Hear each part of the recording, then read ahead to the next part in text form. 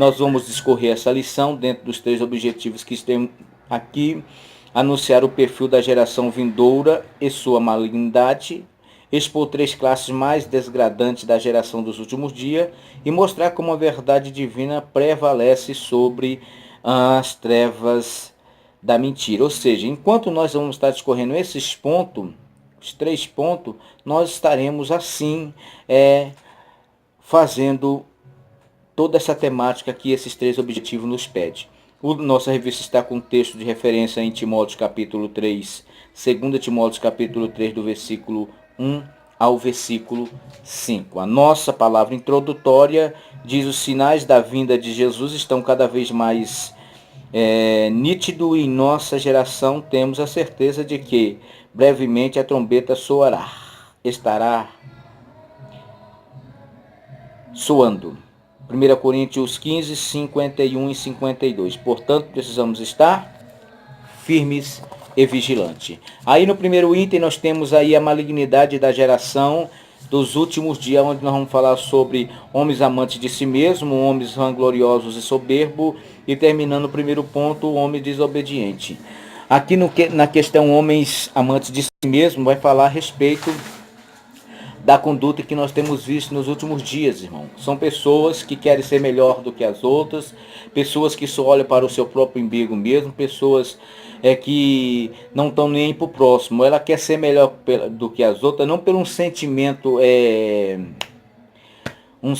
louvável de querer crescer na vida, de querer ser alguém, de querer alcançar, ter uma vida tranquila, às vezes não querer passar a luta, o problema que o pai passou. Mas não, o sentimento que envolve ela de querer ser melhor é dela humilhar o próximo, é dela usurpar do próximo e assim vai. Então, são homens amantes de si mesmo, homens egoístas, tá entendendo? E como diz aqui o nosso comentarista, o egoísmo é o pecado básico de onde provém outros pecados. Então, ele é a semente, daí prolifera todas as demais coisas. A essência do cristianismo não é entronizar ou o eu, mas sim destroná-lo. Ou seja, querido, o que nós vemos aqui nesses homens amantes de si mesmos, que é eles, mas eles, somente eles e nada mais do que eles. Mas com Jesus é diferente. Com Jesus é Deus, o próximo e então o eu. Mas esse eu que eu estou dizendo, ele vai aparecer bem minúsculo, mas bem minúsculo mesmo, porque quem tem que ditar alguma coisa é Jesus na nossa vida. No segundo item vem aí homens vangloriosos e soberbos, aonde nós vemos aqui o apóstolo Paulo falando nos últimos dias, os homens serão presunçosos e soberbos, como está dizendo aqui 2 Timóteo 3:3, Provérbios 16, 18, 19. Um dos sinônimos para presunçoso é jactancioso, ou seja, homens gloriosos, homens que se gloriam. O que é presunçoso, irmão? O que é um homem presunçoso? É um homem que se acha, um homem, o cara, como se diz o ditado, moço, mas a cabeça hoje está fraca. É a última maçã do saco, vamos dizer, o último biscoito do saco. Ele é o cara, é o glorioso, é o poderoso, é o que pode. Só que Paulo está dizendo aqui que seus filhos na fé são perfeitamente aplicável ao nosso tempo. Deixa eu pegar aqui do ponto certo para não me perder. As orientações do apóstolo Paulo a Timóteo, seu filho na fé, são perfeitamente aplicáveis e ao nosso tempo. Isto é o que nos afastemos desses homens. E isto é que nós nos afastemos desses homens. Concluindo o que eu tentei ler aqui, irmão, o apóstolo Paulo está nos ensinando a nós aplicarmos a fé, tá entendendo? A nossa vida e nos afastar de tais pessoas. O terceiro item vai falar sobre homens desobedientes. Aqui nesse ponto eu quero ir pelo já parte final, que é onde diz os sinais da suprema decadência de uma civilização. Se dá quando a juventude perde todo o respeito pelos mais velhos e se nega a reconhecer essa impagável dívida.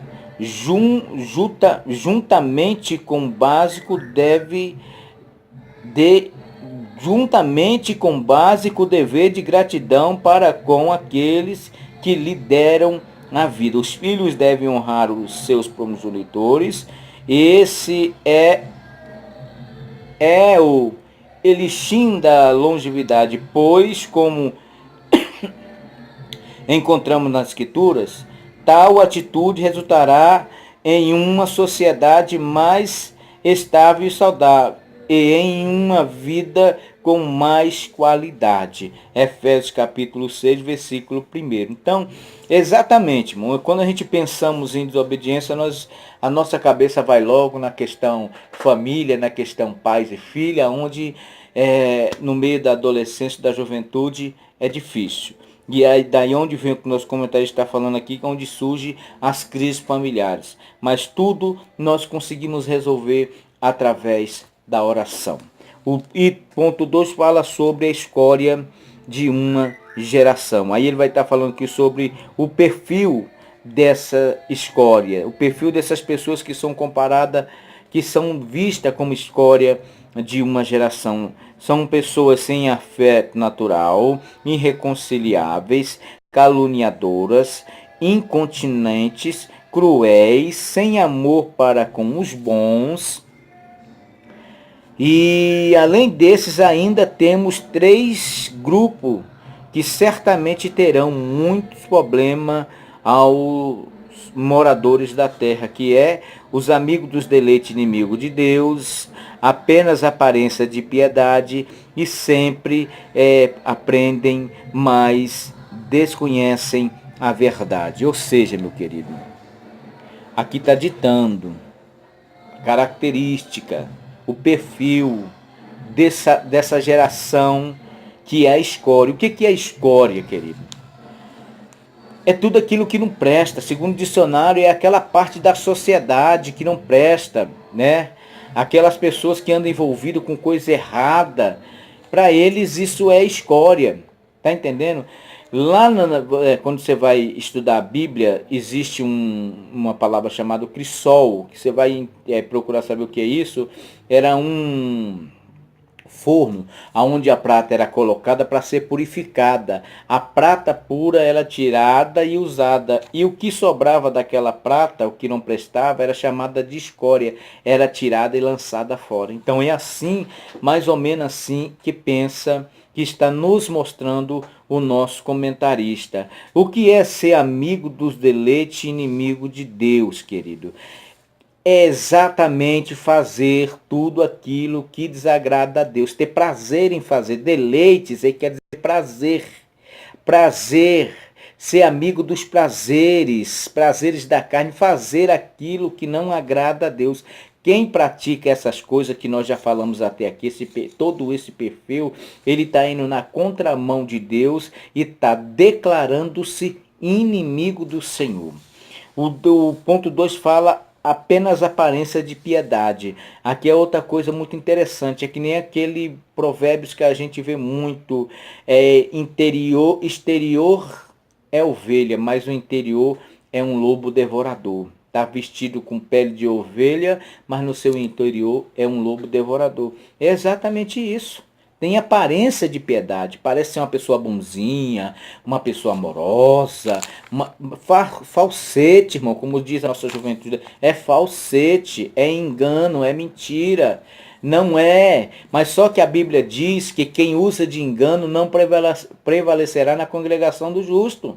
A palavra de Deus diz isso. Então, Deus mesmo com a sua palavra cuida de desmascarar tais e ele mesmo cuida de arrancar. É por isso que tem lá na Bíblia onde diz que muitos chegarão diante do Senhor, mas em teu nome eu profetizei, em teu nome eu curei, em teu nome eu expulsei demônio, e Jesus vai dizer para trás de mim. Porque não fazia isso com amor, não fazia isso por amor, mas era só por aparência. O item 3 fala a respeito de quem sempre perde, de quem sempre aprende, mas desconhece a verdade. Aqui o nosso comentarista pergunta: como é possível impossível aprender a verdade e desconhecê-la. Isso acontece quando uma pessoa passa a viver somente de aparência, pois sabe que será reprovada caso venha para a luz. Então, que é exatamente o que nós dissemos aqui no ponto atrás. Pensam que conhecem, né? Pensam que estão bam com Jesus, porém vai chegar diante do Senhor e vai ouvir: para trás de mim, que eu não vos conheço. Então, são pessoas que conhecem o conteúdo, conhecem na prática, mas desconhecem a verdade. Conhece o que é falado, ele ouve, mas experiência com Deus mesmo vivida, isso não existe. O ponto 3 vai falar sobre resplandecendo em meio à corrupção, principalmente nesses últimos dias. Principalmente nesses últimos dias. Como é que nós vamos fazer para resplandecer em meio à corrupção, querido? Nós temos o exemplo de José, eu ouvi isso de um pregador renomado, muito interessante. José esteve no Egito, porém não deixou com que o Egito estivesse nele. Daniel esteve na Babilônia, porém não deixou com que a Babilônia estivesse dentro dele. Jesus esteve se envolvendo naquela época com o Império Romano, porém não deixou com que o Império Romano estivesse nele. Ou seja, nem Jesus, nem Daniel, nem José deixou com que eles fossem influenciados pelas situações em que eles viviam na terra. A corrupção não influenciou eles, mas eles influenciaram onde estava. Eles foram o referencial, cada um na sua época. E é isso que nós precisamos. Para nós sermos referencial hoje, irmão, nós precisamos permanecer na sã doutrina, como está dizendo o item 2. Para nós sermos o diferencial hoje, nós precisamos fazer valer a posição para a qual fomos chamados. Igreja, num outro vídeo que eu falei, da outra lição, eu falei sobre, eu vou falar de novo. A igreja precisa entender a sua posição no reino de Deus. Ela precisa entender que ela é reino de Deus, sacerdócio real, nação eleita, propriedade exclusiva. Você sabe o que é propriedade, irmão? É um espaço aqui onde é cercado. Tem uma plaquinha ali dizendo, ó, propriedade particular. Lá em cima tem umas cercas, energia, não entre, perigo, você pode... Tem dono. Quando está dizendo isso para mim, para você, está dizendo que nós temos dono. E outra coisa, Jesus disse lá em Lucas capítulo 10, muito antes lá em Mateus você vai ver também, mas em Lucas capítulo 10 é o mais falado, Jesus falando, eis que vos dou poder. Jesus nos deu poder. Nós somos conhecidos nos céus, nós somos conhecidos na terra e somos conhecidos pelos demônios. Nós somos ministros de Deus, arautos do rei, atalaias de Deus e embaixadores de Cristo na terra. De vez em quando somos, mas volta de novo rapidinho. Então, para nós fazermos a diferença nessa terra, nós também precisamos nos tornar pessoas que influenciam, pessoas que as outras pessoas tenham prazer em conversar conosco, as outras pessoas tenham prazer em nos buscar para aconselhar, as outras pessoas tenham prazer em nos ouvir. Ou seja, nós precisamos ser pessoas com sabor, querido, não insípido, como diz o último ponto aqui. O que é insípido? É uma coisa sem sabor, que não presta, não tempera. Nós precisamos temperar. Quando a Bíblia diz que nós somos sal dessa terra, nós somos o tempero de Deus. Quando nós chegamos numa família, quando nós chegamos num trabalho, quando nós chegamos em algum lugar onde somos colocados, onde a planta dos nossos pés calça aquele lugar, a Bíblia diz que se nós realmente somos servos do Senhor e andamos conforme a sua palavra, passamos a fazer uma diferença naquele lugar. O âmbito espiritual muda porque entrou naquele lugar um homem de Deus, uma mulher de Deus. Você não é insípido. Eu não sou insípido. Nós somos crentes, lavado e remido no sangue de Jesus. Nós somos sal dessa terra e ele nos pega, como a cozinheira pega o sal lá no pote, ele nos pega e sai espalhando na terra para nós fazermos a diferença. Nossa conclusão, e já concluindo, diz: nesses últimos dias, precisamos estar atento aos sinais e sempre pronto a enfrentar os desafios da nossa geração. Devemos estar consciente da nossa participação no reino de Deus, fugindo de todo o embaraço do pecado que de tão perto nos arrodeia. Concluo dizendo: o que você vai fazer? O que eu vou fazer? Para fazer com que a nossa geração não venha a ser essa geração maligna? É como diz um hino de Voz da Verdade: mude o mundo primeiro, mudando você. O que nós temos que fazer primeiro é olhar para nós mesmos e ver o que não está de acordo com essa lição e começarmos a mudar. Pai, eu quero te louvar e te agradecer mais uma vez, ó Pai, por essa oportunidade que o Senhor me deu de estar aqui, ó Pai, mais uma vez comentando. E como sempre penso, Pai, peço que o Senhor abençoe e que esse comentário chegue até o coração dos ouvintes, ó Pai, e que possa, Deus, trazer conhecimento e que possa, Pai querido, trazer, ó Deus, agregar conhecimento na alma de cada um. Abençoa, Pai, as nossas escolas dominical. É o que eu te peço, ó Deus, em nome de